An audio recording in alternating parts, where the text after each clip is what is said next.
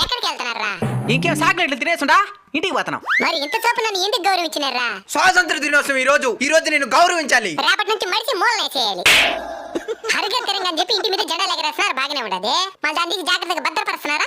అంటే అది ఒరే, ఇన్ని సంవత్సరాలకు జెండా పండుగ చేసుకుంటారు కదా, అసలు ఏం నేర్చుకున్నారా? ఏమీ నేర్చుకునేరా? మిగిలిన రోజులలో స్నానం అని చేస్తాం లేదు. జెండా పండుగ రోజు మాత్రం నీట్గా తలస్నానం చేసుకుని కొత్త బట్టలు వేసుకొని గుండెలపైన జెండా గుట్టుకొని జాతీయ జెండా ఎగరేసి జై హింద్ అంటాం. మళ్ళీ అట్టంత స్టాటస్లు పెట్టి రచ్చ రచ్చ చేస్తాం. ఇది దేశభక్తి. Of course. ఒరే, మీరు మీకోసం మీ కుటుంబం కోసం కాకుండా ఈ దేశం కోసం ఏం చేశారు చెప్పండి. ఓ 10 మందికి మీ వంతు సహాయం చేశారా? పోనీ ఎవడని ఎదిగితే చూసి ఓర్చుకోగలుగుతున్నారా?